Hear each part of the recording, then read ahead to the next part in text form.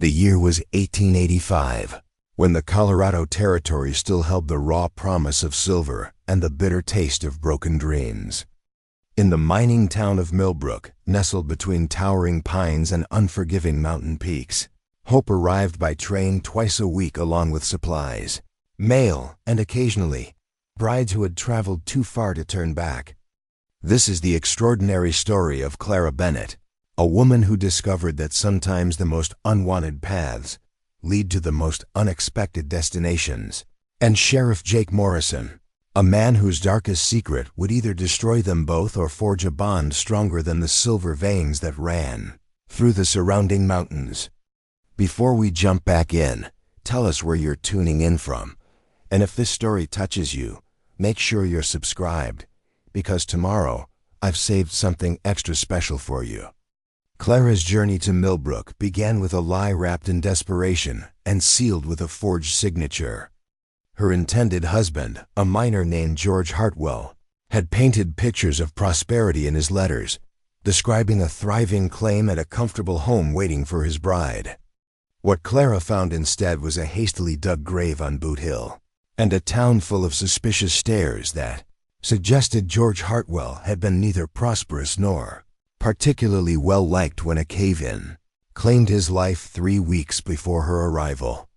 The autumn morning when Clara Bennett stepped off the dusty train platform in Millbrook, Colorado Territory, she carried everything she owned in a single carpet bag and wore her mother's wedding dress, carefully altered to fit her smaller frame. The dress, once ivory silk, had faded to the color of old parchment, and the delicate lace trim showed signs of careful mending. At 24, Clara possessed the kind of quiet beauty that revealed itself slowly, with warm brown eyes that held intelligence and determination, and auburn hair that caught fire in the morning sunlight, despite her attempts to tame it into a respectable bun.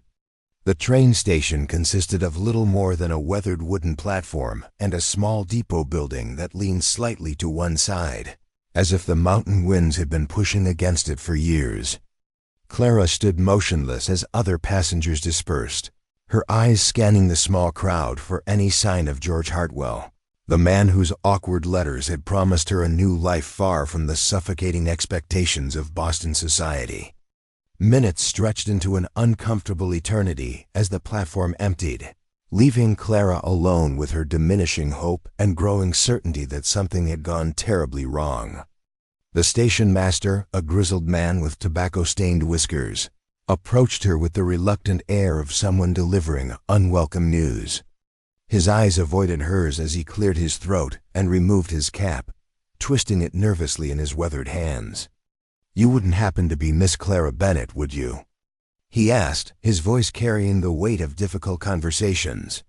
"Yes, I am," Clara replied, straightening her shoulders despite the sinking feeling in her stomach. "I'm here to meet Mr. George Hartwell. Perhaps he's been delayed." The station master's expression grew more uncomfortable, and he glanced toward the town as if hoping someone else might appear to handle this delicate situation. "Miss, I'm afraid I've got some hard news. George Hartwell passed on near 3 weeks ago. Mine cave-in took him and 2 other fellows. Real sorry you had to come all this way to hear it." The words hit Clara like a physical blow, though she managed to remain standing through sheer force of will. The train that had brought her was already disappearing around a bend in the mountains, taking with it her only means of immediate escape. Behind her lay Boston, where her stepfather's mounting debts had made her position as an unwed daughter increasingly untenable. Ahead lay a strange town where her intended husband moldered in the ground, leaving her stranded without resources, connections, or prospects. "I see," Clara said quietly, her voice steadier than she felt. "Thank you for telling me directly." The station master shuffled his feet, clearly uncomfortable with the situation. "There's a boarding house in town run by Martha Henley. Decent woman, fair prices. Sheriff Morrison might be able to help you figure out your next steps." Clara nodded, though the mention of the sheriff filled her with apprehension. In her experience, law enforcement officers tended to view unmarried women traveling alone with suspicion, particularly when those women lacked obvious means of support. Nevertheless, she gathered her carpetbag and began the walk into town, her worn boots clicking against the wooden platform with a hollow sound that seemed to echo her isolation. Millbrook revealed itself as a town caught between ambition and reality. The main street boasted several substantial buildings constructed of local stone and imported lumber, evidence of the silver boom's early optimism. A general store, a bank, a hotel called the Mountain View Inn, and various other establishments lined the dusty thoroughfare. Yet many of the structures showed signs of recent abandonment or reduced circumstances, their windows dark and their paint peeling, suggesting that Millbrook's boom times might already be waning.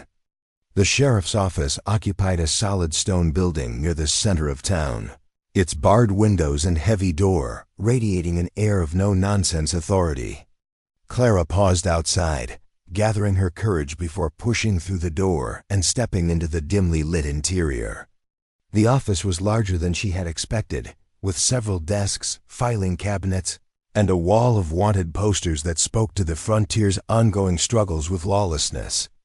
A young deputy with sandy hair and friendly eyes looked up from his paperwork as she entered.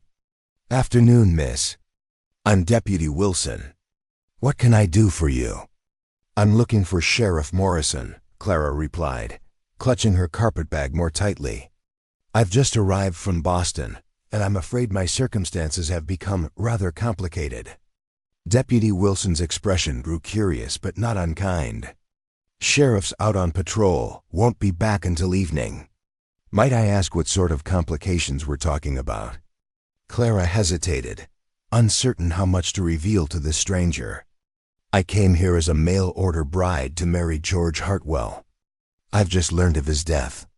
The deputy's face immediately softened with sympathy. "Oh, miss, I'm real sorry about that. George was a good man, even if he didn't have much luck with his mining claims. That's a terrible situation to find yourself in." "Indeed," Clara replied, grateful for his kind tone. "I was hoping the sheriff might advise me about my options, or perhaps recommend trustworthy transportation back to Denver." Deputy Wilson scratched his head thoughtfully. "Well, the stage to Denver only runs twice a week, and the next one isn't until Thursday. That's 4 days off. You'll need somewhere to stay in the meantime.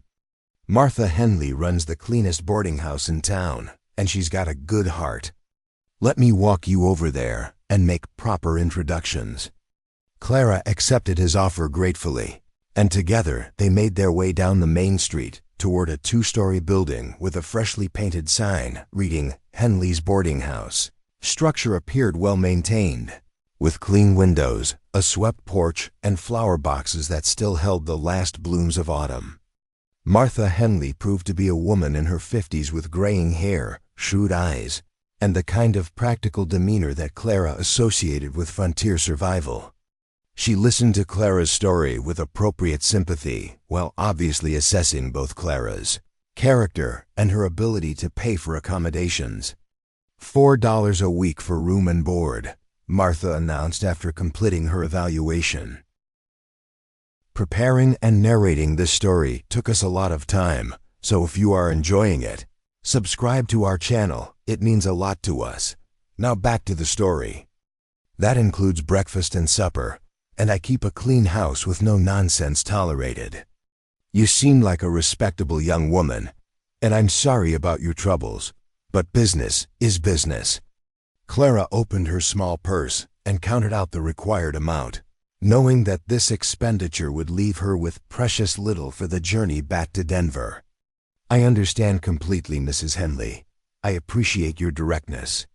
Martha's expression softened slightly as she pocketed the money. "Call me Martha. And don't look so worried, dear. Things have a way of working themselves out, even when they seem impossible. Let me show you to your room." The room was small but clean, with a narrow bed, a washstand, and a single window that looked out toward the mountains. Clara set her carpetbag on the bed and sank into the room's only chair, finally allowing herself to fully comprehend the magnitude of her situation. She was alone in a strange town, with limited funds and no clear path forward. The prospect of returning to Boston filled her with dread, not only because of the expense involved, but because of what awaited her there. Her stepfather, Richard Caldwell, had made it clear that her presence in his household was no longer welcome. Since her mother's death 2 years prior, Clara had been reduced to the role of unpaid housekeeper and occasional nurse to her stepfather's increasingly frequent drinking spells. His mounting gambling debts had forced the sale of most of her mother's possessions, leaving Clara with little more than memories and the fading wedding dress she had worn on the train. The marriage correspondence with George Hartwell had represented her only viable escape from a situation that grew more intolerable by the day. Now, with that option eliminated, Clara found herself facing an uncertain future that seemed to offer only unpalatable alternatives. A soft knock at her door interrupted her worried contemplation. "Clara, dear," Martha's voice called from the hallway. "Sheriff Morrison has returned. He'd like to speak with you if you're willing." Clara smoothed her skirts and checked her appearance in the small mirror above the washstand before making her way downstairs to the boarding house's modest parlor. The man who rose to greet her was unlike any peace officer she had ever encountered. Sheriff Jake Morrison stood well over 6 feet tall, with broad shoulders and the kind of lean, muscular build that spoke of physical labor rather than comfortable authority. His dark hair showed premature streaks of silver at the temples, and his pale gray eyes held a wariness that seemed to go deeper than professional caution. What struck Clara most forcefully was the sheriff's obvious discomfort with social interaction. He stood with his back partially toward the window, avoiding direct eye contact and maintaining a careful distance that seemed to be as much about protecting himself as observing proper decorum. "Miss Bennett," he said, his voice deep and carefully controlled, "Deputy Wilson explained your situation. I'm sorry for your loss and the difficult position it's placed you in." "Thank you, Sheriff Morrison," Clara replied, studying his face and noting the tension in his jaw and the way his hands remained clenched at his sides. "I was hoping you might advise me about safe passage back to Denver." The sheriff was quiet for a long moment, his gray eyes finally meeting hers briefly before looking away again. "The Thursday stage is reliable, but it's expensive. Might run you $15 or more for a ticket to Denver. From there, you'd need additional funds for train passage back to Boston." Clara's heart sank as she quickly calculated the impossibility of those expenses. "I see. Are there perhaps other options? Work available to earn passage money?" Sheriff Morrison's expression grew even more guarded, and he exchanged a meaningful glance with Martha Henley. "Miss Bennett, I don't mean to be indelicate, but employment options for unmarried women in Millbrook are limited and not all of them are respectable. The saloon might hire serving girls, but that work carries risks I wouldn't recommend." Clara felt heat rise to her cheeks as she grasped his implication. "I appreciate your concern, Sheriff, but I assure you I would consider any honest work. I can read and write, keep accounts, cook, clean, and tend the sick. Surely there must be some legitimate employment available." The sheriff's wariness seemed to deepen at her mention of tending the sick, though Clara couldn't understand why. Martha Henley cleared her throat thoughtfully. "Actually," the boarding house owner said slowly, "Doc Hayes has been looking for someone to help with his practice. His last assistant left town rather suddenly, and he's been struggling to manage on his own. The work would be demanding and sometimes unpleasant, but it's respectable and pays decent wages." Sheriff Morrison's reaction to this suggestion was immediate and negative. "Martha, I don't think that's wise. Doc's work involves situations that might be too difficult for someone without experience." Clara bristled at his presumption. "Sheriff Morrison, I've spent 2 years caring for my dying mother and managing a difficult household. I'm not easily shocked or overwhelmed by medical situations." The sheriff's pale eyes fixed on her with an intensity that was both unsettling and oddly compelling. For a moment, Clara had the strange sensation that he was evaluating her for something far more significant than her ability to assist a country doctor. "Miss Bennet," he said finally, his voice carrying a warning she didn't understand, "Millbrook isn't like Boston. There are aspects of life here that outsiders don't always comprehend. Doc Hayes deals with situations that go beyond normal medical practice." The cryptic nature of his warning only strengthened Clara's resolve. "Then perhaps it's fortunate that I'm not a typical outsider, Sheriff. I came here prepared to build a new life in unfamiliar circumstances. While those circumstances have changed, my determination has not." Martha Henley watched this exchange with obvious interest, her shrewd eyes moving between Clara and the sheriff as if she were witnessing something more significant than a discussion about employment. "I'll speak with Doc Hayes tomorrow," she announced. "If he's willing to meet with you, Clara, you can decide for yourself whether the work suits you." Sheriff Morrison's jaw tightened, but he nodded curtly. "Very well. But Miss Bennet, if you do take a position with Doc Hayes, I strongly advise you to be cautious about working alone, especially in the evening hours. Millbrook has seen some unusual incidents lately that make me concerned for anyone's safety after dark." Clara studied the sheriff's face, noting the genuine worry beneath his formal tone. "What sort of incidents?" The sheriff hesitated, clearly reluctant to elaborate. "Livestock killings, primarily. Some of the ranchers have lost sheep and cattle to what appears to be large predator attacks. The wounds suggest something bigger than the usual mountain lions or bears." Martha Henley made a dismissive sound. "Jake Morrison, you're going to frighten the girl with talk of monster animals. We've had predator problems before, and they always resolve themselves eventually."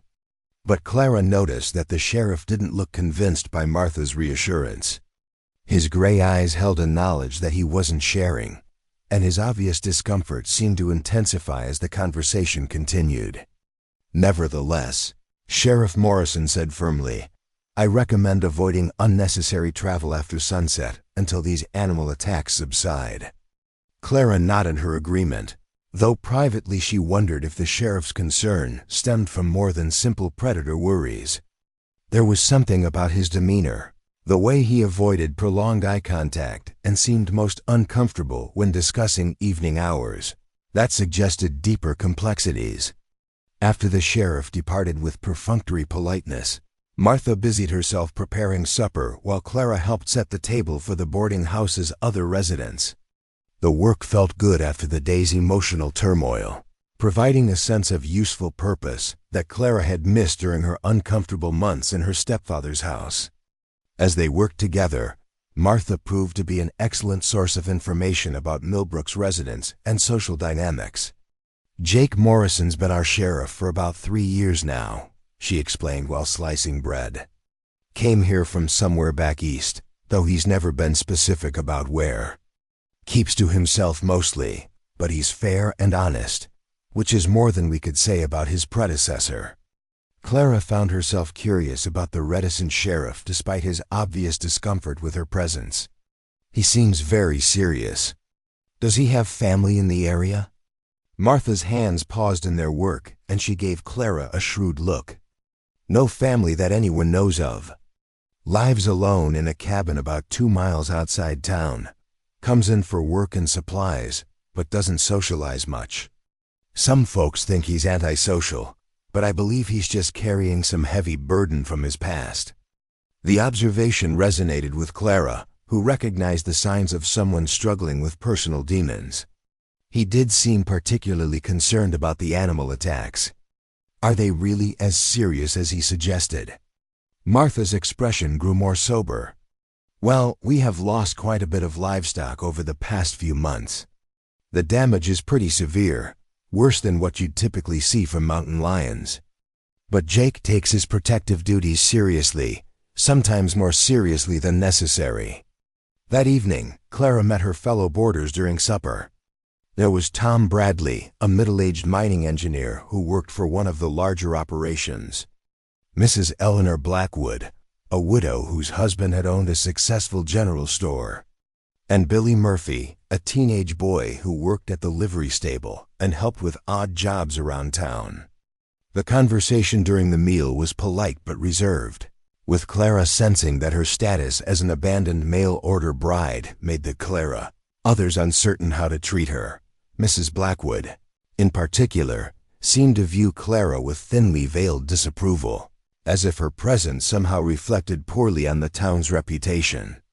"It's unfortunate about poor George," Tom Bradley said kindly, "but mining's dangerous work and cave-ins happen more often than we'd like.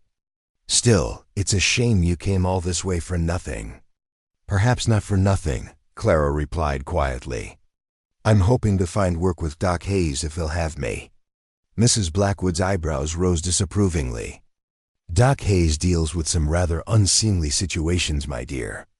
Gunshot wounds, mining accidents, and worse. Hardly suitable work for a refined young lady." Clara met the older woman's gaze steadily. "I appreciate your concern, Mrs. Blackwood, but I've found that necessity has a way of expanding one's definition of suitable work." Billy Murphy, who had been listening with obvious interest, suddenly spoke up. "Doc Hayes is a good man, miss. He patched me up real good when I got kicked by a horse last spring. And he doesn't talk down to folks just because they don't have money." The young man's defense of the doctor was heartfelt, and Clara found herself warming to his straightforward honesty. After supper, as the other boarders dispersed to their evening activities, Billy lingered to help Clara clear the table. "Don't mind Mrs. Blackwood," he said quietly. "She means well, but she's got particular ideas about how ladies should behave. Doc Hayes really could use the help, though. He's been working himself near to exhaustion, trying to handle everything alone." Clara appreciated Billy's insider perspective. What happened to his previous assistant? Billy's expression grew troubled. Sally Richardson was her name. Nice girl, competent with medical work. But she left town real sudden-like about 2 months ago. Packed up in the middle of the night and caught the first stage to Denver. Wouldn't say why, but she seemed scared of something. This information added another layer of mystery to Clara's growing collection of unanswered questions about Millbrook. Between Sheriff Morrison's cryptic warnings, the unusual animal attacks, and now a medical assistant fleeing in apparent fear, the town seemed to harbor secrets that went beyond the typical challenges of frontier life. That night, as Clara lay in her narrow bed listening to the unfamiliar sounds of the mountain town settling into darkness, she found herself thinking about the sheriff's pale gray eyes and the obvious burden he carried. There had been something in his expression when he warned her about evening hours, a knowledge that went beyond professional concern into personal territory.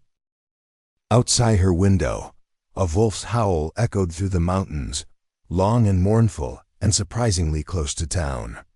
Clara shivered and pulled her blanket higher, wondering if this was one of the predators responsible for the livestock attacks. The sound seemed almost human in its despair, carrying an emotional weight that spoke of isolation and longing. Tomorrow would bring her meeting with Doc Hayes, and hopefully the beginning of a solution to her financial difficulties. But tonight, as sleep finally claimed her, Clara's dreams were filled with silver eyes and wolf songs, and the unsettling sensation that her arrival in Millbrook had set forces in motion that would change her life in ways she couldn't yet imagine. Clara woke before dawn to the sound of hammering from somewhere nearby, the rhythmic pounding cutting through the mountain silence like a woodpecker working on ancient bark. She dressed quickly in her second-best dress, a practical brown wool that had seen her through countless household duties in Boston, and made her way downstairs to find Martha already bustling about the kitchen, preparing breakfast. "Early riser, I see," Martha observed with approval as she flipped flapjacks on the cast-iron griddle. "That's good. Doc Hayes keeps odd hours, and he appreciates folks who don't need to be coaxed out of bed." Clara accepted a cup of strong coffee gratefully, wrapping her hands around the warm ceramic to chase away the morning chill. "Will he see me this morning?" "Already arranged," Martha replied, sliding 3 golden flapjacks onto a plate and setting it before Clara. "I spoke with him yesterday evening after you retired. He's cautiously interested, but wants to observe your constitution before making any commitments. Says too many folks think they can handle medical work until they're faced with the reality of it. The prospect of proving herself once again stirred both determination and anxiety in Clara's chest. She had spent years tending to her mother's gradual decline from consumption, dealing with blood-stained handkerchiefs, sleepless nights, and the slow erosion of hope. Surely frontier medicine, however challenging, could not be more emotionally demanding than watching someone you love waste away by degrees. After breakfast, Martha walked Clara through the town's main street toward a modest wooden building, marked with a simple sign reading, S. Hayes, Physician. The morning air carried the scent of pine smoke from breakfast fires and the distant smell of mining operations already beginning their daily assault on the mountainside. Millbrook was waking up around them, with merchants opening shops, children heading to the small schoolhouse, and miners gathering for another day of pursuing silver dreams deep underground. Doc Hayes proved to be a man in his late 40s with prematurely gray hair, intelligent brown eyes, and the kind of steady hands that Clara associated with competent craftsmen. His examining room was surprisingly well equipped for a frontier practice, with gleaming instruments, well-stocked medicine bottles, and the antiseptic smell that spoke of modern medical knowledge rather than frontier improvisation. "Miss Bennett," he said after Martha made introductions, "I understand you're seeking employment to fund your return journey east. Medical assistance is demanding work, often unpleasant, and sometimes dangerous. Are you prepared for that reality?" Clara met his gaze directly. "Dr. Hayes, I nursed my mother through 2 years of consumption. I've dealt with blood, difficult breathing, delirium, and the eventual reality of death. I'm not squeamish about medical necessities." The doctor studied her for a moment, then nodded slowly.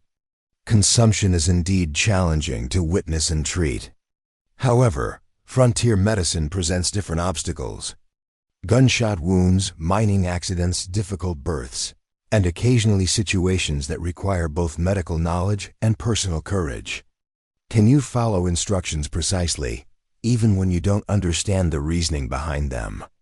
The question seemed oddly specific, but Clara nodded without hesitation. "I can, provided the instructions serve the patient's welfare." Doc Hayes exchanged a meaningful glance with Martha before continuing. "There may be times when I ask you to prepare specific treatments or handle particular patients without full explanation. Medical confidentiality sometimes requires discretion that goes beyond normal privacy concerns." Again, Clara sensed undercurrents she didn't fully understand, but the doctor's obvious competence and genuine concern for his patients reassured her. "I understand the importance of discretion in medical matters, Dr. Hayes. Very well. We'll begin with a trial period. 2 weeks with wages of $8 per week if your work proves satisfactory. The hours are irregular, and you must be available for emergencies, regardless of the time of day or night." Clara's heart lifted at the generous wage offer, which would allow her to accumulate funds for travel while maintaining her boarding house expenses. "I accept gladly, Dr. Hayes. When would you like me to begin?" "Immediately. We have a miner coming in this afternoon with a hand injury that will require careful attention, and I'd like to observe how you handle the situation." The morning passed quickly as Doc Hayes oriented Clara to his methods and supplies. She learned the location of instruments, the preparation of various antiseptic solutions, and the proper techniques for assisting with minor surgical procedures. The doctor's approach impressed her with its blend of modern medical knowledge and practical frontier adaptations. "You'll find that mining towns present unique challenges," he explained while showing her how to prepare sutures. "The work is inherently dangerous. Men often attempt to treat injuries themselves rather than lose wages by seeking medical attention, and alcohol consumption frequently complicates both injuries and treatment." Clara absorbed these insights while practicing the careful, precise movements that medical assistance required. Her hands, softened by years of genteel household management, began to remember the steadiness required for delicate work, much as they had during her mother's illness. Around midday, Deputy Wilson appeared at the medical office with a young miner named Pete Carlson, whose left hand was wrapped in a blood-soaked cloth. The injury had occurred when a pick had glanced off a rock and buried itself in the flesh between his thumb and forefinger, creating a deep gash that would require careful cleaning and stitching. "This is Miss Bennett, my new assistant," Doc Hayes told the injured miner as Clara helped position him on the examining table. "She'll be helping with your treatment." Pete Carlson, perhaps 20 years old with the kind of lean build that spoke of hard physical labor, looked skeptical about receiving medical attention from a woman. "No offense, miss, but I'd prefer the doc handle this himself." Clara felt a familiar flash of irritation at the automatic assumption of her incompetence, but Doc Hayes intervened smoothly. "Mr. Carlson, Miss Bennett has extensive experience with medical care, and I supervise all treatments in this office. You're in excellent hands." What followed was Clara's first real test of her ability to function in frontier medical situations. The wound was deeper than initially apparent, requiring careful exploration to ensure no debris remained embedded in the tissue. Pete Carlson bore the pain stoically, though his face grew increasingly pale as Doc Hayes worked to clean and examine the injury. Clara's role involved maintaining sterile conditions, passing instruments at the doctor's request, and monitoring the patient's condition for signs of shock or excessive blood loss. The work required intense concentration and steady nerves, particularly when Pete began to sway on the table and she had to support him while continuing to assist with the procedure. "Excellent anticipation, Miss Bennett," Doc Hayes murmured as she positioned a basin to catch blood before he even requested it. "Your experience shows clearly." The praise warmed Clara more than she had expected. After years of being treated as incompetent or burdensome, the simple acknowledgement of her capabilities felt like a gift. When the suturing was complete and Pete's hand properly bandaged, she experienced a satisfaction that had been absent from her life for far too long. "You did well," Doc Hayes told her after Pete had left with instructions for wound care and a warning against heavy labor for the next week. "Your hands are steady, you follow instructions precisely, and you remain calm under pressure. Those qualities will serve you well in this work." The afternoon brought 2 more patients, a woman experiencing difficult pregnancy symptoms and a ranch hand with a suspected broken arm from a horse-related accident. Clara's confidence grew with each case as she found herself falling naturally into the rhythm of medical assistance, anticipating needs and maintaining the careful attention to detail that effective treatment required. As evening approached, Doc Hayes dismissed her with obvious satisfaction. "Report tomorrow morning at 7 o'clock, Miss Bennett. I believe this arrangement will work well for both of us." Clara walked back toward Martha's boarding house feeling more optimistic than she had since stepping off the train in Millbrook. The work had engaged both her mind and her skills in ways that her previous life had seldom allowed, and the prospect of financial independence, however temporary, lifted her spirits considerably. Her improved mood lasted until she encountered Sheriff Morrison near the general store, his tall form silhouetted against the late afternoon sun as he spoke with several townspeople. When he noticed her approach, his expression grew guarded in the way that had become familiar, though she still couldn't understand the reason for his obvious discomfort with her presence. "Miss Bennett," he said with formal politeness as the other townspeople dispersed, "I understand you've taken a position with Doc Hayes." "Yes, I have," Clara replied, studying his face for clues to his peculiar reaction to this news. "He seems like a competent physician, and the work suits my experience." Sheriff Morrison's gray eyes held that same warning she had noticed the previous day, intensified now by something that might have been concern or possibly fear. "I hope you'll remember my advice about avoiding unnecessary travel after dark. The animal attacks have continued, and last night we lost 3 sheep from the Mitchell Ranch." Clara felt a chill that had nothing to do with the mountain air. 3 sheep in a single attack? That seems excessive for even a large predator. The sheriff's jaw tightened almost imperceptibly. The damage suggests something larger and more aggressive than the typical mountain wildlife. I've asked all residents to exercise extreme caution, particularly during the evening hours. There was something in his tone, a personal intensity that went beyond professional concern. That made Clara study his face more carefully. His pale eyes held knowledge that he wasn't sharing, and his obvious tension seemed to increase as the sun moved lower toward the western peaks.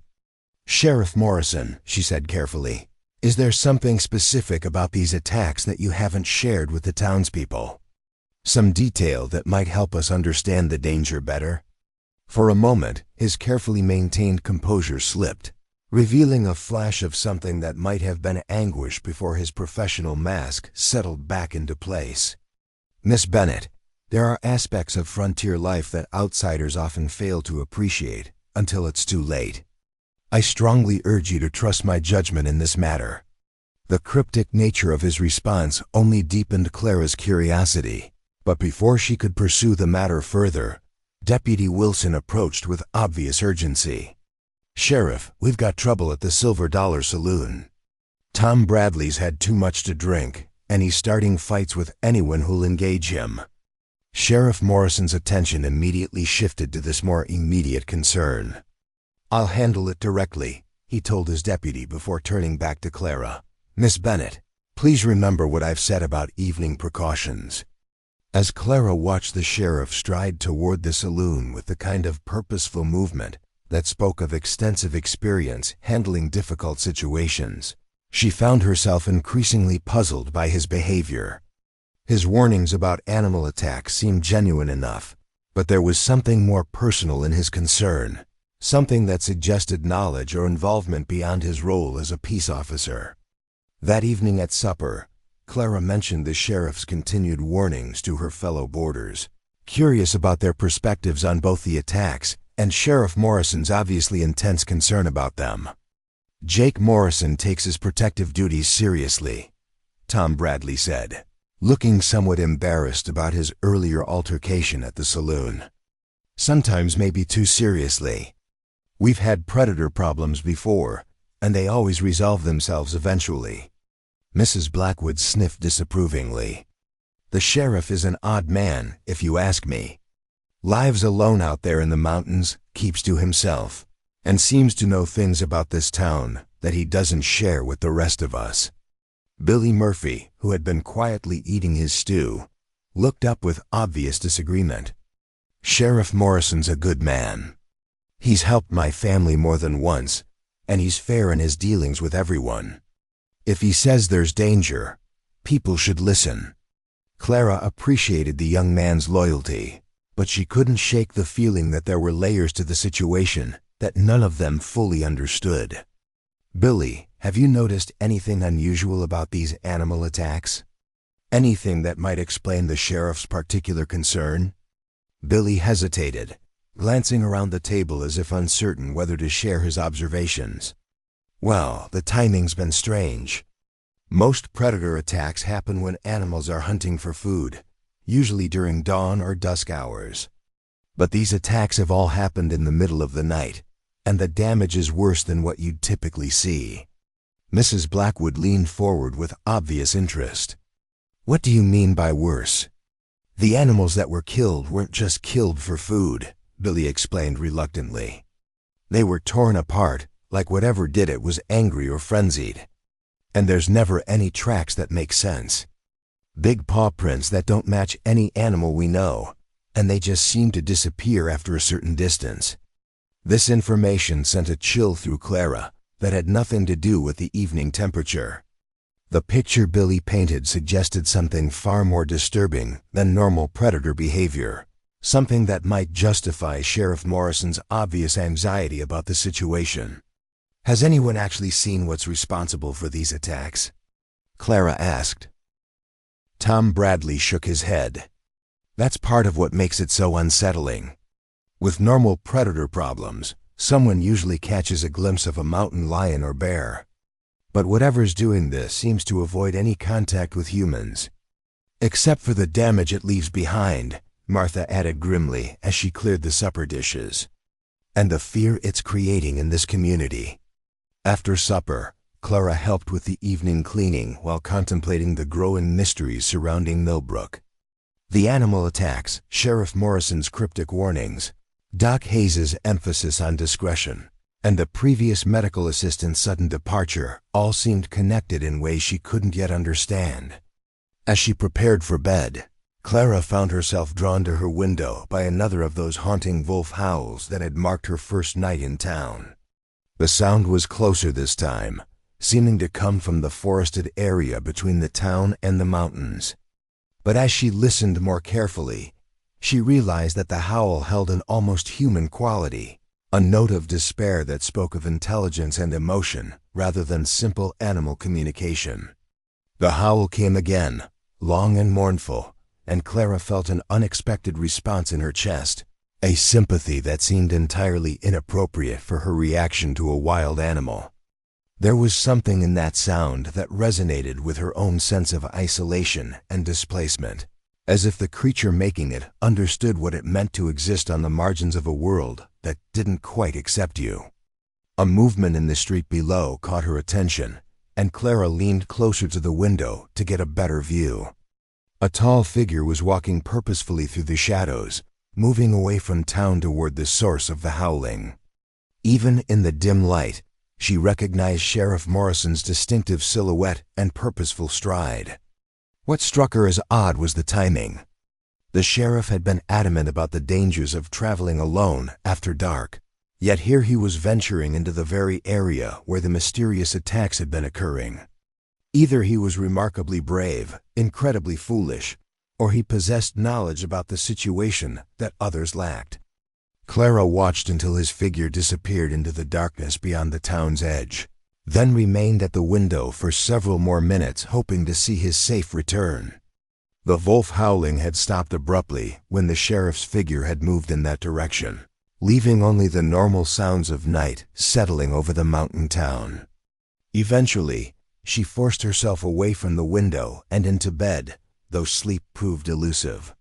Her mind churned with questions about Sheriff Morrison's nighttime activities, the nature of the animal attacks, and her own growing fascination with mysteries that were clearly none of her business.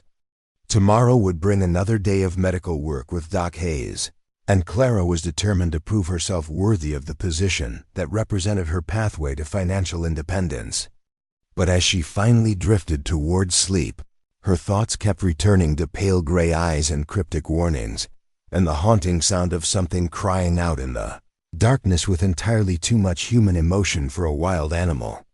She dreamed of silver moonlight and running through forests with a freedom she had never experienced, of understanding without words and connections that transcended the normal boundaries between different kinds of beings. When she woke, Clara retained only fragments of these dreams, but they left her with a strange sense of longing for something she couldn't name and a curious certainty that her life in Millbrook was about to become far more complicated than a simple medical assistant position should warrant. 3 weeks into her employment with Doc Hayes, Clara had settled into a routine that brought both satisfaction and growing unease. Her medical skills had developed rapidly under the doctor's patient tutelage, and she now handled minor procedures independently while assisting with more complex cases that arrived with disturbing frequency. Mining accidents, gunshot wounds from saloon disputes, and the occasional difficult childbirth kept the medical practice busy enough to justify her wages, and then some.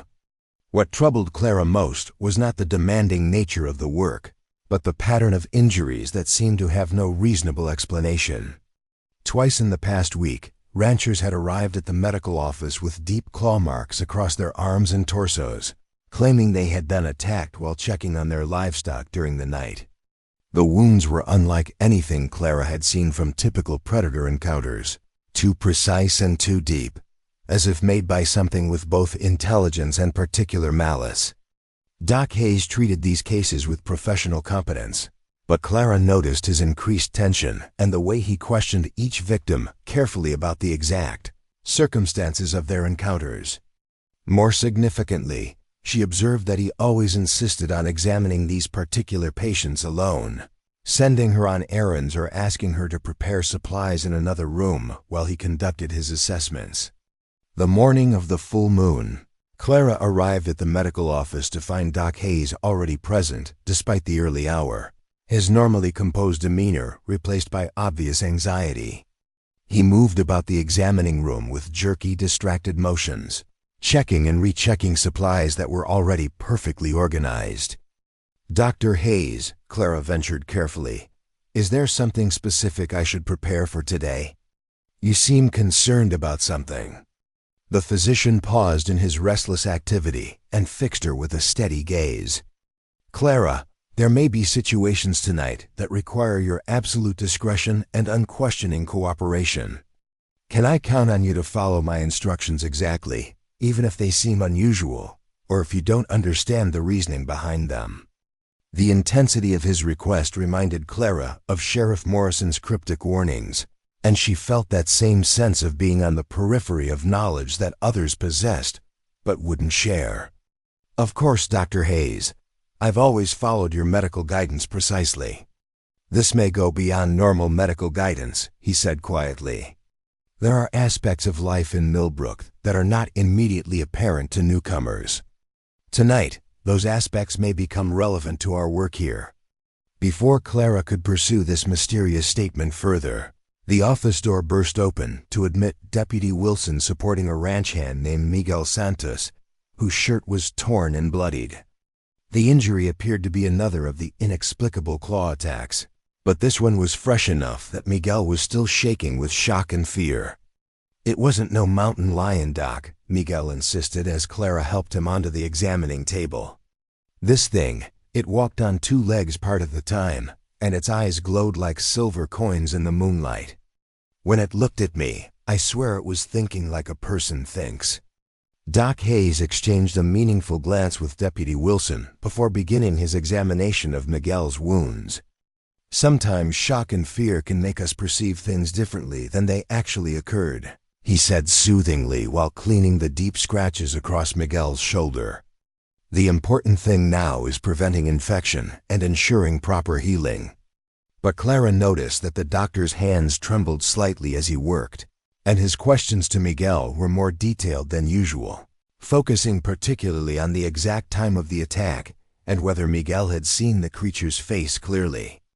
Deputy Wilson remained unusually quiet during the treatment, his expression grim and watchful.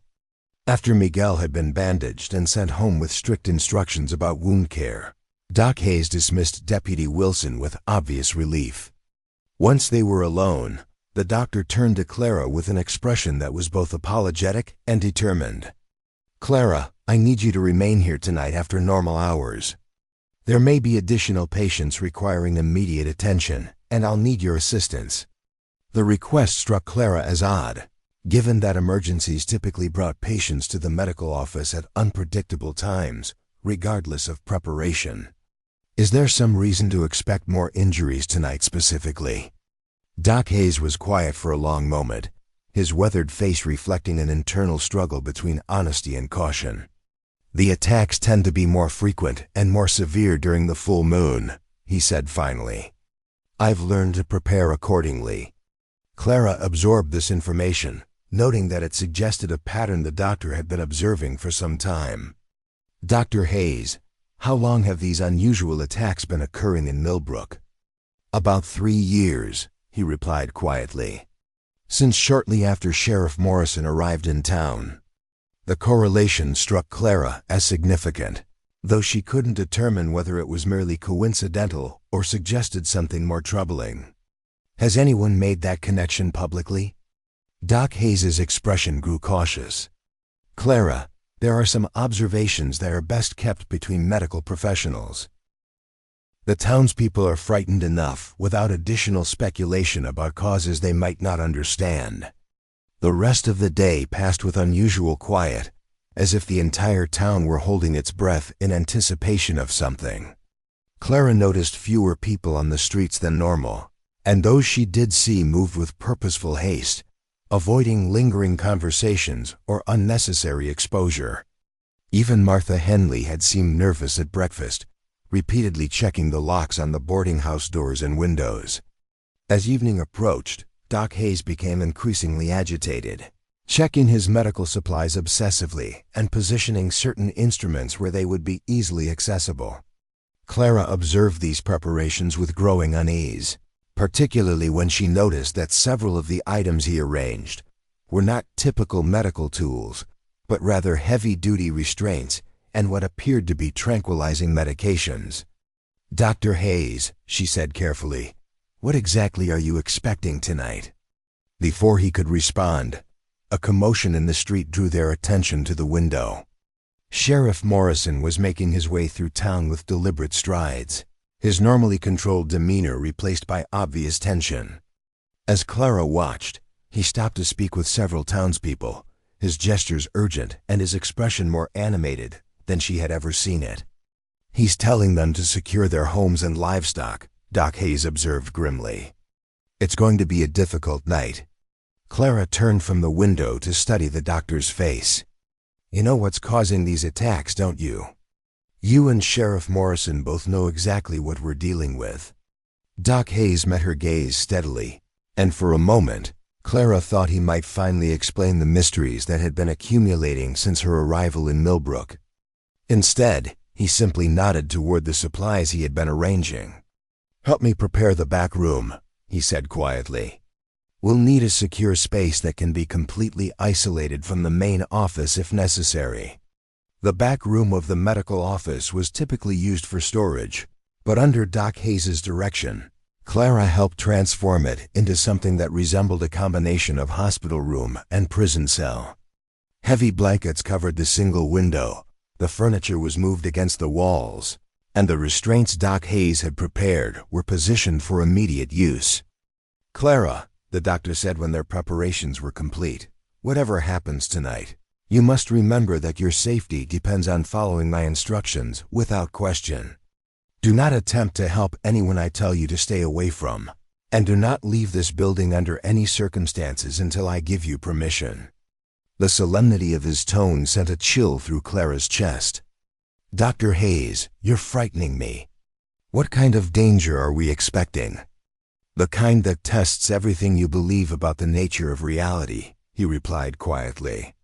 "And the kind that could cost you your life if you're not extremely careful." As full darkness settled over Millbrook, Clara found herself stationed in the main office while Doc Hayes disappeared into the back room with a cup of tea that smelled strongly of unfamiliar herbs. The silence that followed was more unsettling than any amount of noise would have been, broken only by the occasional distant sound of shutters being secured or livestock being moved into protective enclosures. Around 10 o'clock, the first howl echoed through the mountains, closer and more haunting than any Clara had heard during her stay in Millbrook. The sound seemed to come from multiple directions at once, as if several creatures were calling to each other across the darkness. But as Clara listened more carefully, she realized that the howls held that same note of human intelligence she had noticed before, a quality that made her skin crawl with unnatural recognition. A heavy knock at the medical office door made Clara jump, her heart hammering as she approached to peer through the window. A figure stood in the shadows outside, tall and broad-shouldered, but she couldn't make out the face in the darkness. "Clara, it's Jake Morrison. I need to speak with Doc Hayes immediately." Sheriff Morrison's voice carried an urgency that bordered on desperation, and Clara quickly unbolted the door to admit him. What she saw when he stepped into the lamplight made her gasp in alarm. The sheriff's clothes were torn and dirty, his hair disheveled, and his pale gray eyes held a wildness that was completely unlike his normal controlled demeanor. "Where's Doc Hayes?" he demanded, looking around the office with agitated movements. "In the back room," Clara replied, noting that the sheriff's hands were shaking and that he seemed to be having difficulty standing still. "Sheriff Morrison, are you injured? You look unwell." "Get Hayes," he said roughly, avoiding her eyes. "And then lock yourself in the front room and don't come out until morning." Before Clara could respond, Doc Hayes emerged from the back room, carrying a medical bag and wearing an expression of grim resignation. "Jake, you're cutting it close tonight. How much time do we have?"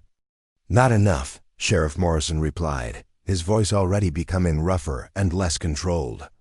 "The change is coming faster than usual. Something about that woman's scent is affecting the timing." Clara felt a chill of realization as both men turned to look at her with expressions that mixed concern with something approaching fear. "What woman?" she asked, though she suspected she already knew the answer. "You," Doc Hayes said quietly. "Your presence in town has been affecting Jake's condition. The closer you are, the more difficult it becomes for him to maintain control." The pieces of Millbrook's mystery suddenly clicked into place with terrifying clarity. The animal attacks that coincided with Sheriff Morrison's arrival in town. His avoidance of evening hours and social contact. His cryptic warnings about nighttime dangers and his obvious discomfort with her presence. The howling that stopped when she saw him walking toward the forest in the darkness. "You're the creature that's been attacking livestock," Clara whispered, staring at Sheriff Morrison with a mixture of horror and fascination. "You're a werewolf." Sheriff Morrison's jaw clenched, and she could see the effort it cost him to maintain human speech. "I never wanted anyone to know.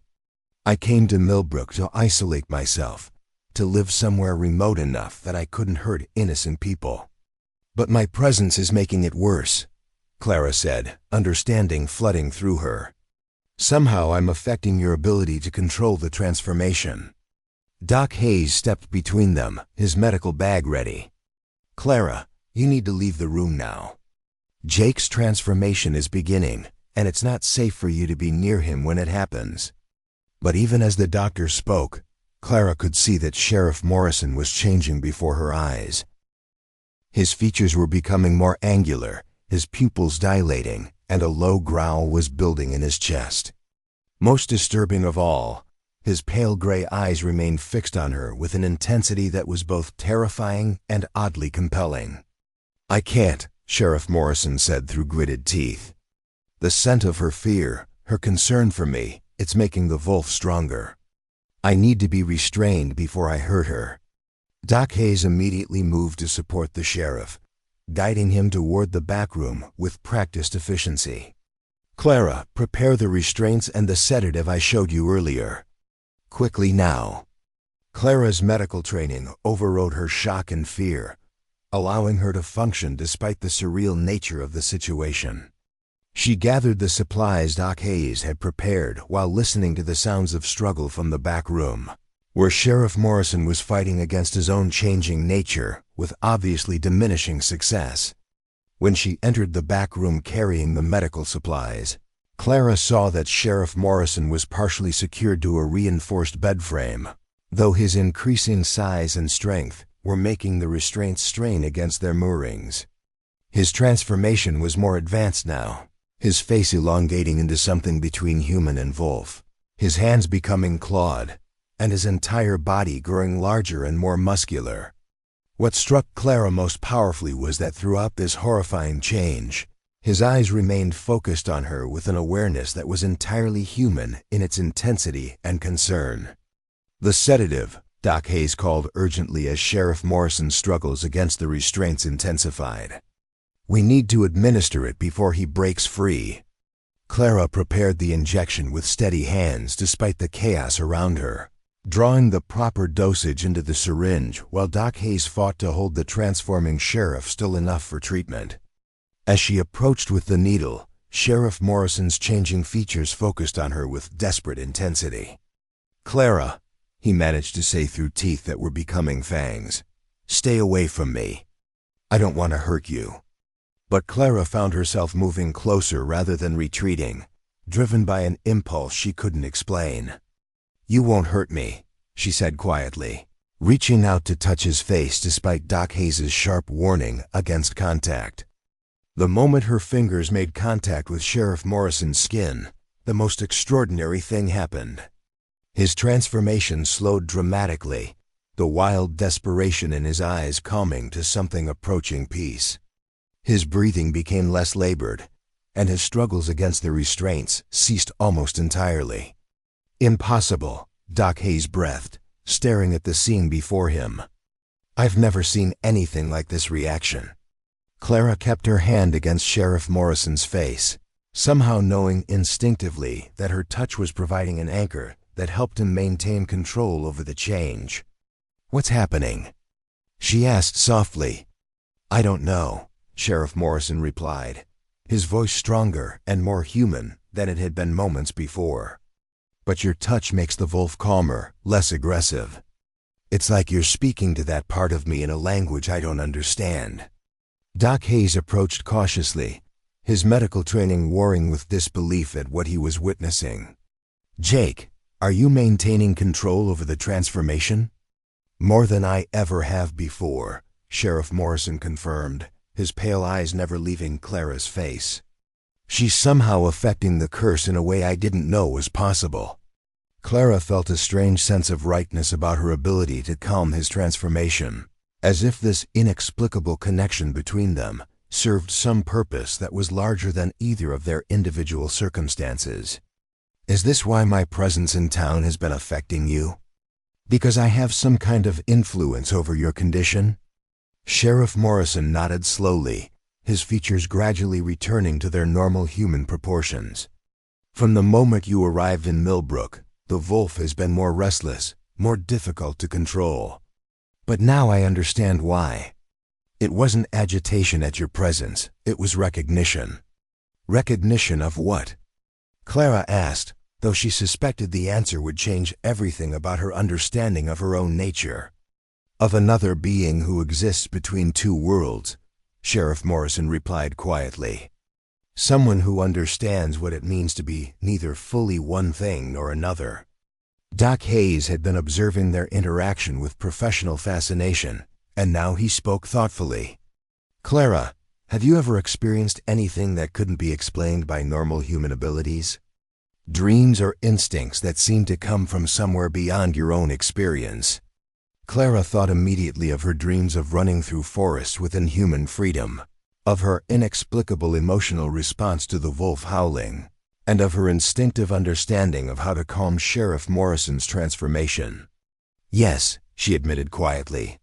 Since arriving in Millbrook, I've had experiences that don't seem entirely human.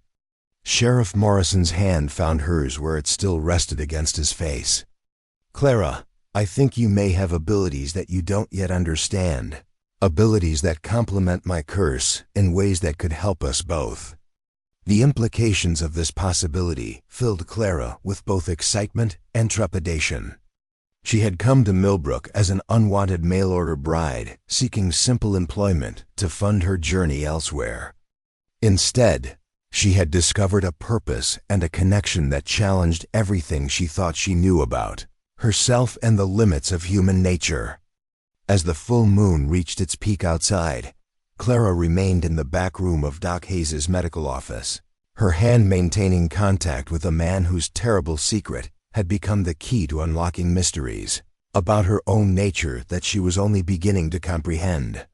Whatever happened next, she knew that her life in Millbrook had become far more significant than mere survival, and that the unwanted bride who had arrived on the train weeks ago was transforming into someone entirely different and infinitely more powerful.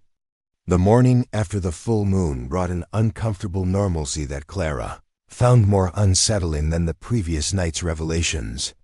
Sheriff Morrison had left before dawn, returning to his duties with the kind of determined professionalism that suggested he was trying to pretend their supernatural encounter had never happened.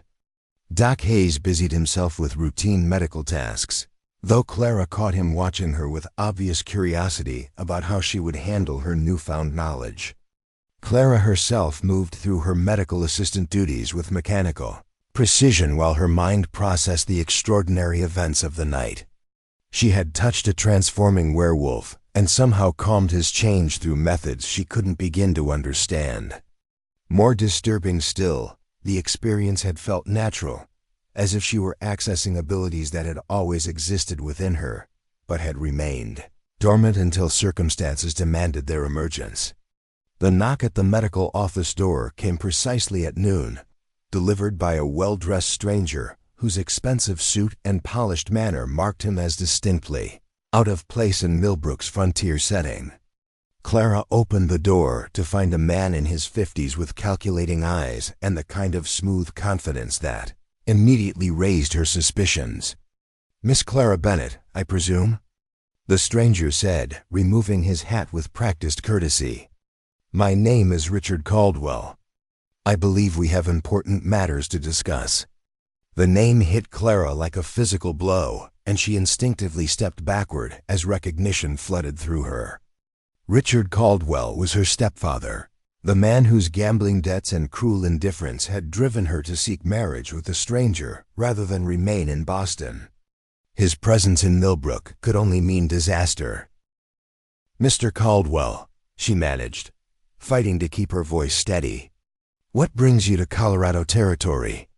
Caldwell's smile was the same predatory expression Clara remembered from countless uncomfortable encounters in Boston. "Concern for my stepdaughter, naturally. When word reached me that you had been abandoned by your intended husband's family and were working as a common laborer, I felt compelled to journey west and ensure your welfare." Clara knew immediately that his stated concern was a lie. Richard Caldwell had never shown the slightest interest in her welfare, and the expense of traveling to Colorado would have been prohibitive for a man facing mounting debts unless he had compelling reasons beyond family sentiment. "I'm managing quite well on my own," she replied carefully, aware that Doc Hayes was listening to their conversation from the examining room. "There's no need for your concern." Caldwell's eyes narrowed slightly, and his smile became more predatory. "Clara, my dear, you're a genteel young woman from a respectable Boston family. This frontier existence is entirely unsuitable, and I'm here to escort you back to civilization where you belong." The possessive nature of his statement filled Clara with the same trapped feeling that had driven her to respond to George Hartwell's marriage proposal in the first place. "I'm afraid that won't be possible, Mr. Caldwell. I have employment here and obligations to fulfill." "Employment as a medical assistant in a frontier town hardly constitutes a respectable career," Caldwell replied, his tone becoming more authoritative. "As your legal guardian, I have both the right and the responsibility to determine what's best for your future." Doc Hayes emerged from the examining room at this point, his expression professionally pleasant, but his eyes alert to the tension in Clara's posture. "Mr. Caldwell, I presume?" "I'm Dr. Samuel Hayes. Miss Bennett is an excellent medical assistant, and her work here serves an important community need." Caldwell barely glanced at the physician, his attention remaining focused on Clara with uncomfortable intensity. "Doctor, while I appreciate your employment of my stepdaughter during her temporary difficulties, I'm sure you understand that family obligations must take precedence over professional arrangements." Clara felt trapped between her stepfather's assumed authority and her desperate desire to maintain the independence she had fought so hard to achieve. "Mr. Caldwell, I'm no longer a child requiring guardianship. I'm capable of making my own decisions about my future." "Are you indeed?" Caldwell's tone carried a subtle threat that made Clara's skin crawl. "Because my information suggests that your decision-making has been somewhat questionable lately. Traveling across the country to marry a stranger, then remaining in a rough frontier town working in inappropriate employment. These don't seem like the choices of a woman capable of managing her own affairs." Doc Hayes stepped closer to Clara in a gesture of subtle support. "Mr. Caldwell, Miss Bennett has proven herself to be intelligent, capable, and entirely competent to make her own decisions. Her work here has been exemplary."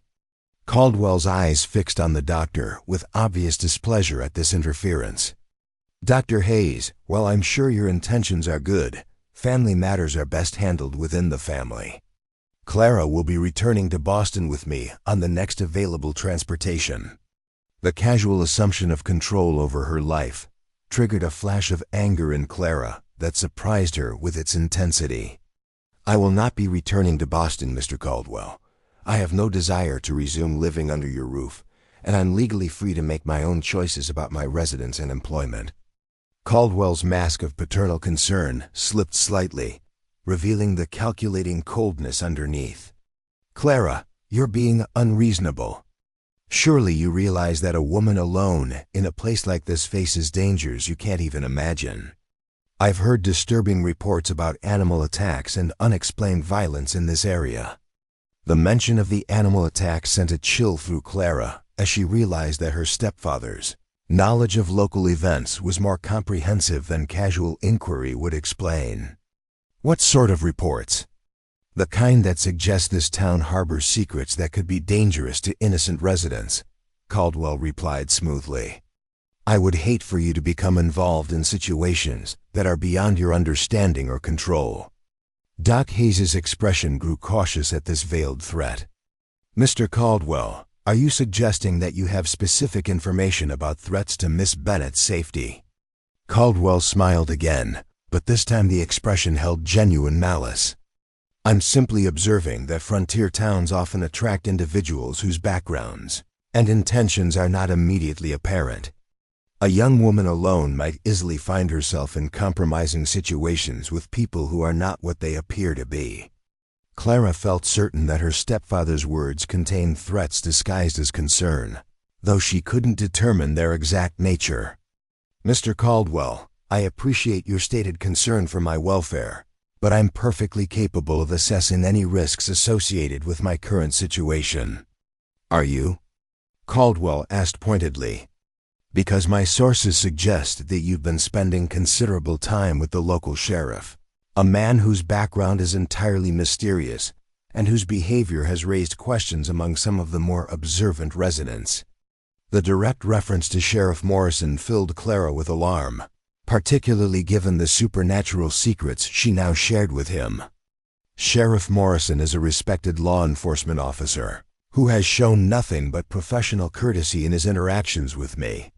Caldwell's laugh held no humor whatsoever. "Professional courtesy?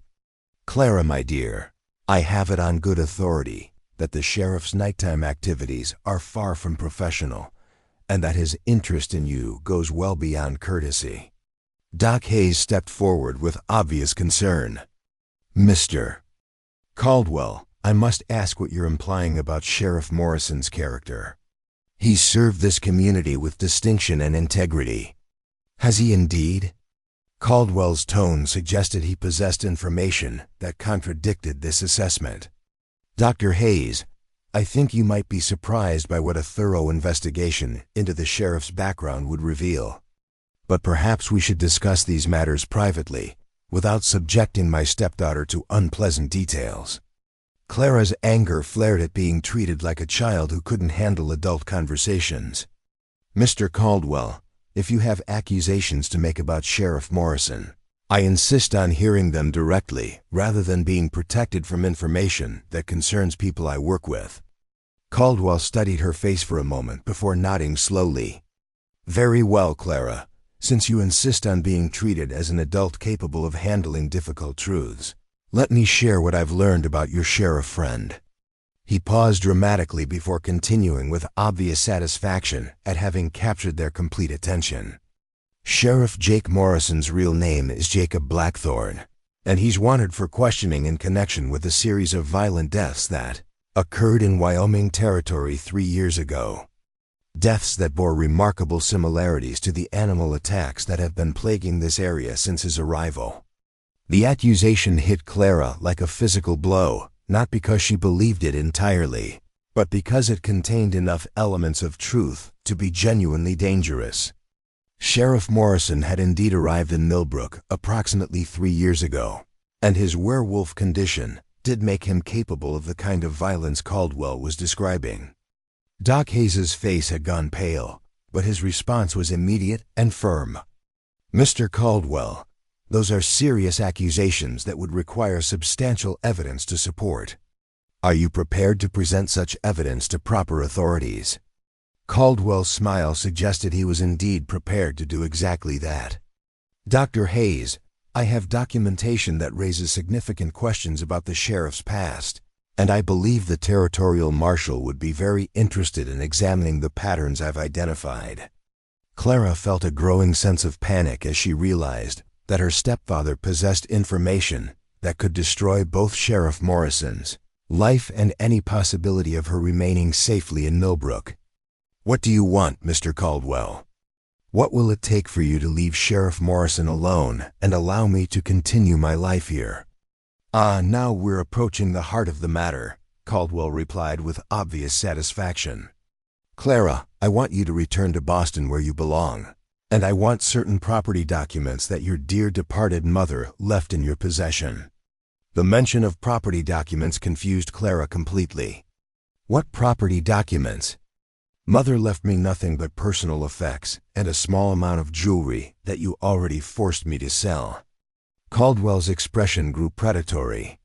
"Clara, your mother was more clever than either of us realized.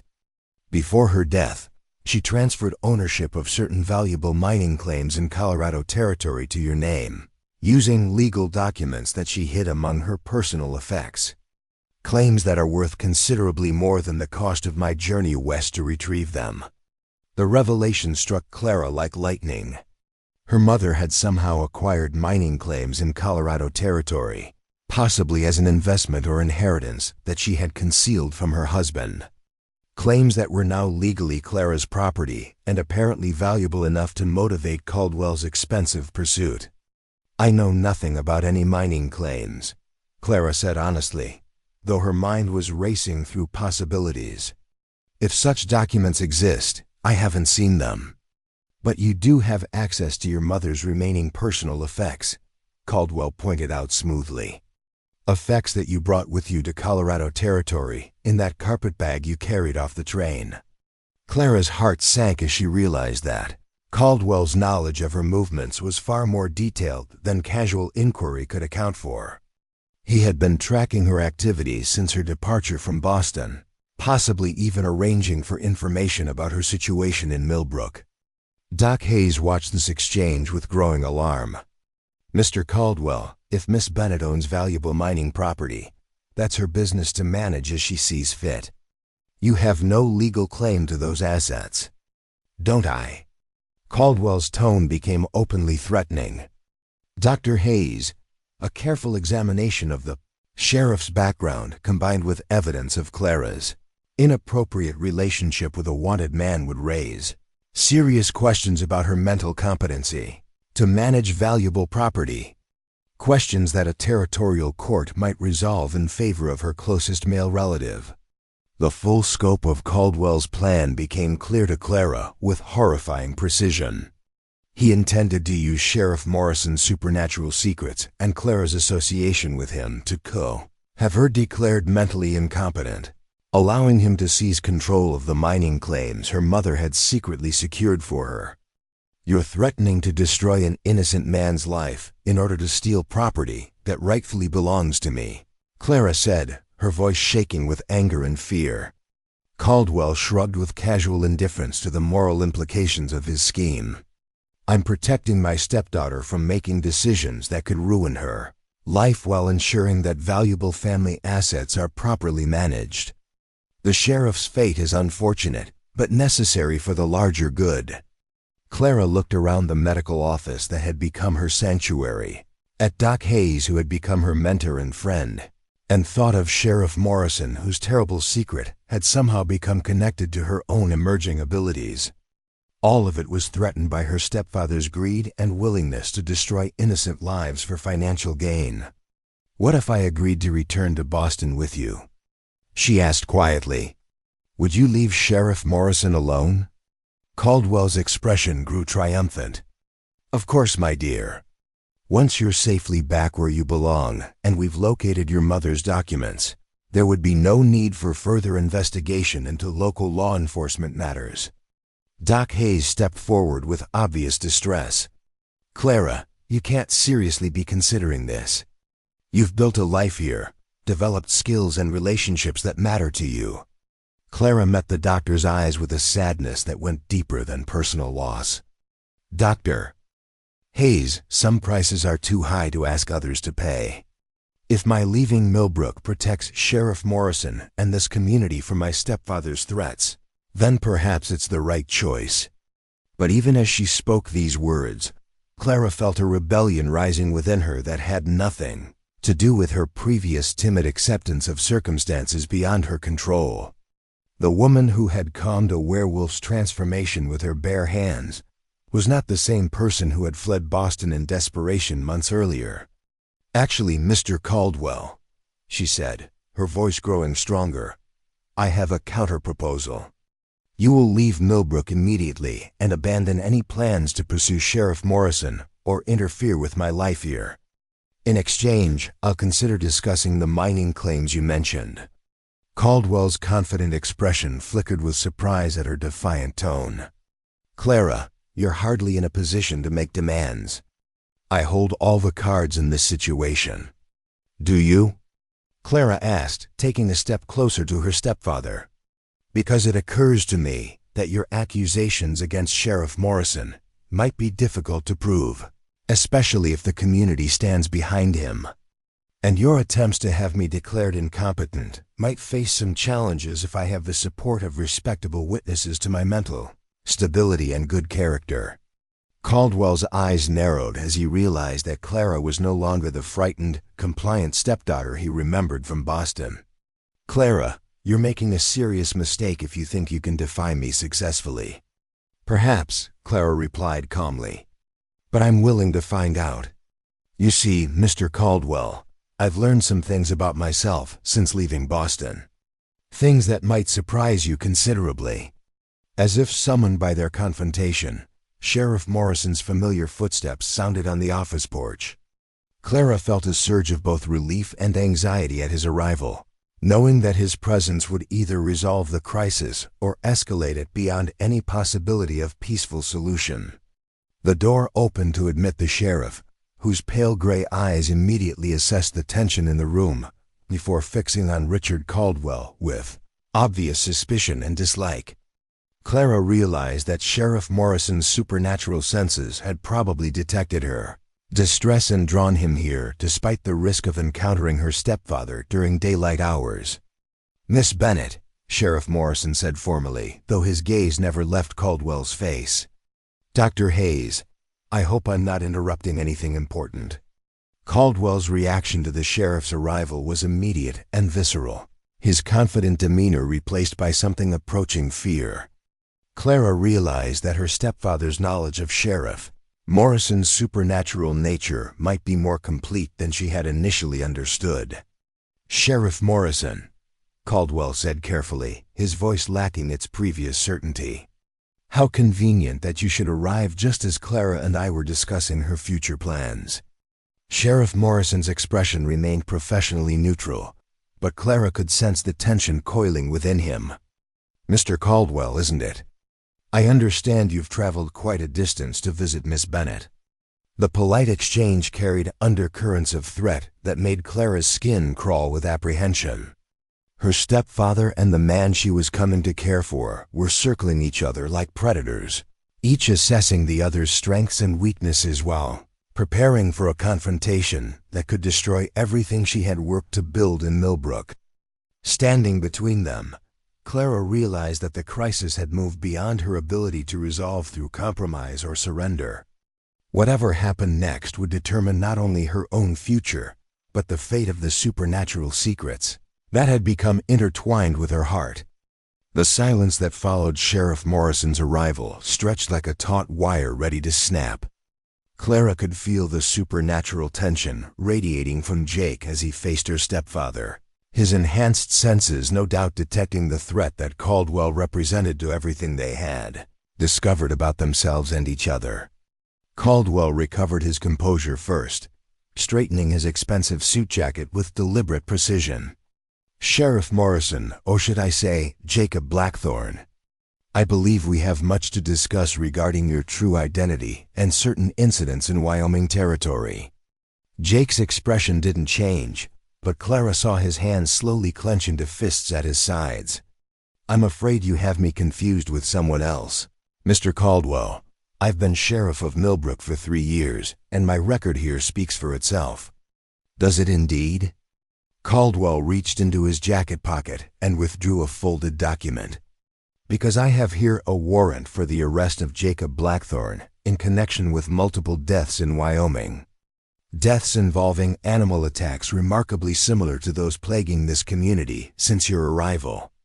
Clara's heart hammered as she realized that her stepfather possessed legal documentation that could destroy Jake's life regardless of whether the supernatural elements could be proven.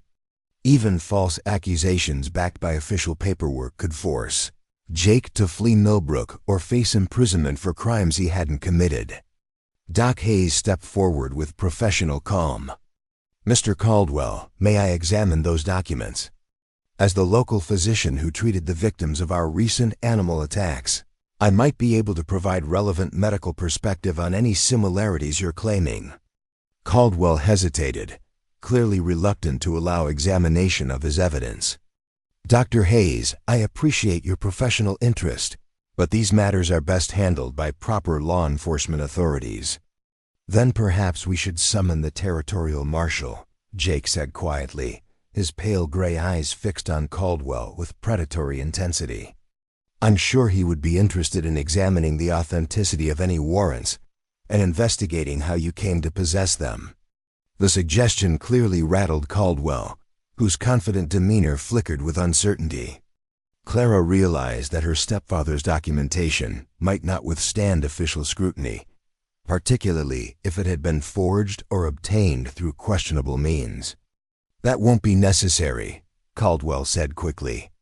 "I'm prepared to overlook these legal complications in exchange for Clara's cooperation in returning to Boston and resolving the property matters we discussed." Clara felt a surge of anger at being treated as a bargaining chip between two men whose conflict had nothing to do with her actual wishes or welfare.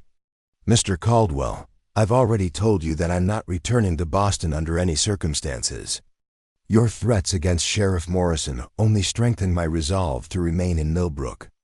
Caldwell's mask of paternal concern finally slipped completely, revealing the cold calculation underneath. "Clara, you're being foolish beyond measure. Do you have any idea what this man actually is? What he becomes when darkness falls?" The direct reference to Jake's supernatural nature sent a chill through the medical office. Clara glanced at Jake, whose expression had become completely unreadable, then at Doc Hayes, who was watching the confrontation with obvious alarm.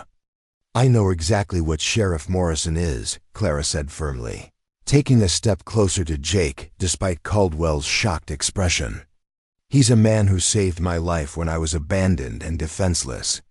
He's someone who fights against his own nature to protect innocent people. He's worth a dozen men like you." Caldwell stared at her in disbelief. "Clara, he's a monster. A creature that kills livestock and terrorizes communities. How can you possibly defend such a thing?" Clara felt something shift within her as her anger reached a boiling point. The same power that had allowed her to calm Jake's transformation began to stir, but this time it felt different, more active and purposeful. "He's not a monster," she said, her voice growing stronger. "But you are." As she spoke, Clara became aware that the air in the medical office was changing, becoming charged with energy that seemed to emanate from her own body. Doc Hayes stepped backward with obvious alarm, while Jake's eyes widened with something approaching awe. Caldwell apparently sensed the change as well, his expression shifting from anger to genuine fear. "What are you doing? What's happening to you?" Clara didn't understand what was happening to her either, but she felt no fear of the power that was building within her.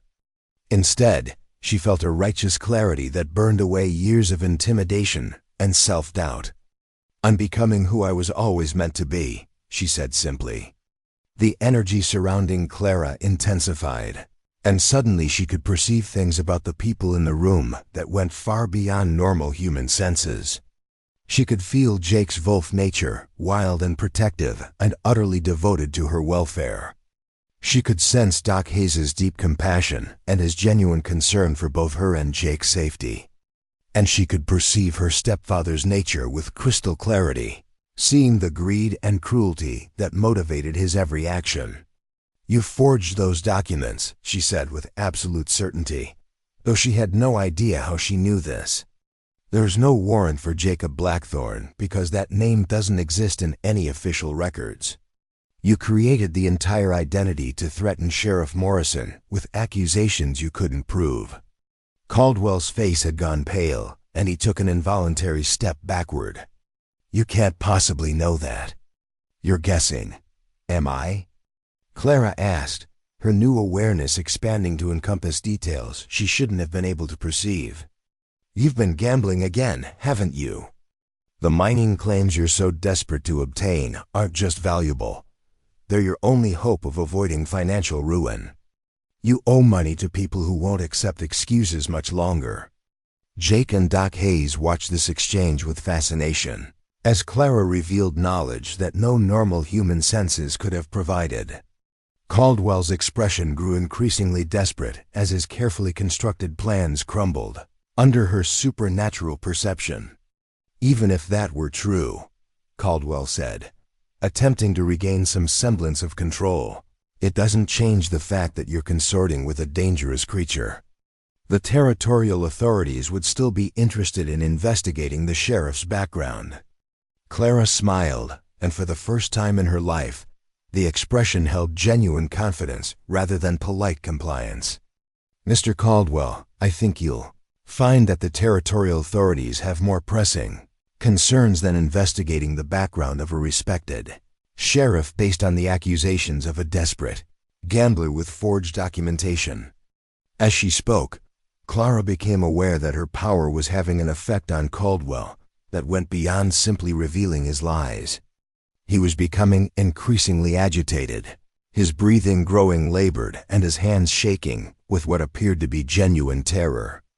"What are you?" he whispered, staring at her with wide, frightened eyes. "I'm someone who's tired of being threatened and manipulated," Clara replied calmly.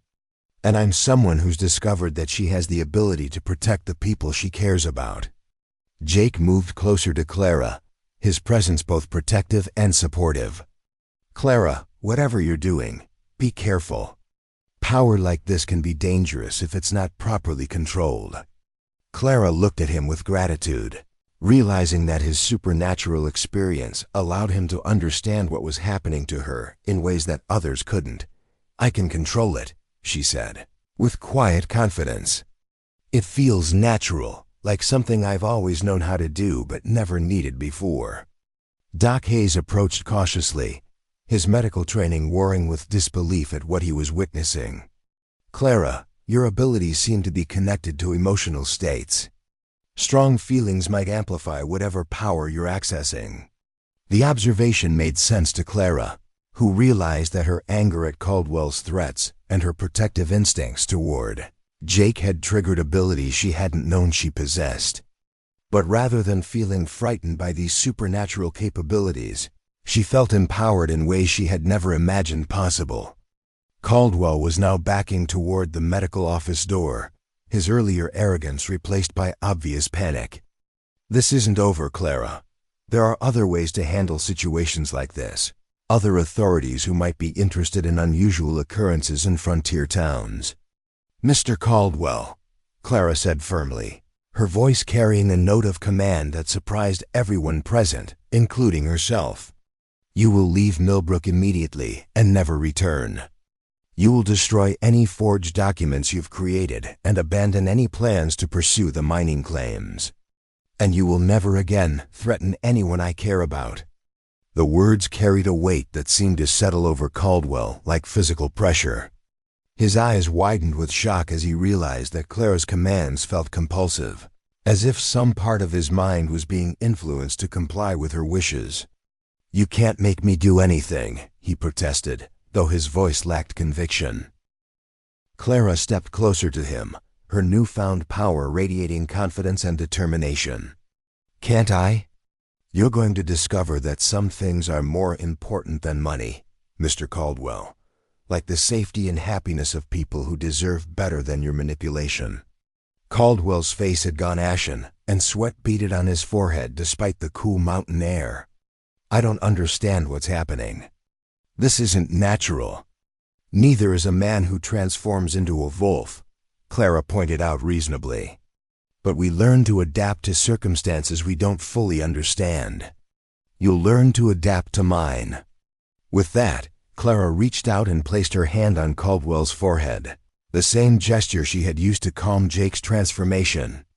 But this time, instead of soothing supernatural rage, she was implanting an absolute certainty that his schemes would fail, and that his only hope of avoiding worse consequences was to abandon his pursuit of her and the mining claims entirely. Caldwell's expression went blank for a moment, then cleared with obvious confusion. "I need to return to Boston," he said slowly, as if the idea were occurring to him for the first time. "There are matters there that require my immediate attention." Clara removed her hand and stepped back, satisfied that her supernatural influence had taken hold. "That sounds like an excellent plan, Mr. Caldwell. The next stage east leaves this afternoon." Caldwell nodded absently, his earlier aggression completely absent. "Yes, I should catch that stage. Long journey back to Boston." He moved toward the door like a man sleepwalking, his expensive suit suddenly seeming to hang awkwardly on his diminished frame. After her stepfather had departed, Clara sank into a chair as the energy that had sustained her supernatural display gradually dissipated. Jake immediately moved to her side, his concern evident in every line of his body. "Clara, are you all right? That was an extraordinary demonstration of power, but I'm worried about the toll it might take on you." Clara looked up at him with wonder, still processing what she had accomplished. "I can feel that it drained me, but not in a harmful way. More like I've been exercising muscles I didn't know I had." Doc Hayes had been observing her carefully throughout the confrontation, and now he approached with professional interest. "Clara, your abilities seem to involve some form of mental influence or compulsion. That's an extremely rare supernatural gift, and potentially very dangerous if misused." Clara nodded soberly, understanding the weight of responsibility that came with such power. "I would never use it to harm innocent people, Dr. Hayes, but I won't hesitate to protect myself and those I care about from genuine threats." Jake knelt beside her chair, his pale gray eyes filled with admiration and something deeper that made Clara's heart race despite her exhaustion. "Clara, what you did today was incredible. You saved not just my life and career, but potentially the safety of this entire community." Clara reached out to touch his face, the same gesture that had calmed his werewolf transformation, and felt the familiar sense of connection that seemed to bridge the gap between their different supernatural natures. "We saved each other, Jake. That's what people who care about each other do." Jake's hand covered hers, and Clara saw in his expression the same recognition she felt in her own heart. They were both creatures caught between two worlds, but together they had found a balance that made both of their natures not burdens to be hidden, but gifts to be cherished. "Clara," Jake said softly, "I know you came to Millbrook as an unwanted mail-order bride seeking a new life with a stranger. But would you consider building that new life with a different kind of stranger? One who transforms into a wolf, but who loves you more than he ever thought possible." Clara's exhaustion disappeared in a rush of joy that felt more energizing than any supernatural power she had discovered. "Jake Morrison, are you proposing to me?" "I am," he replied simply.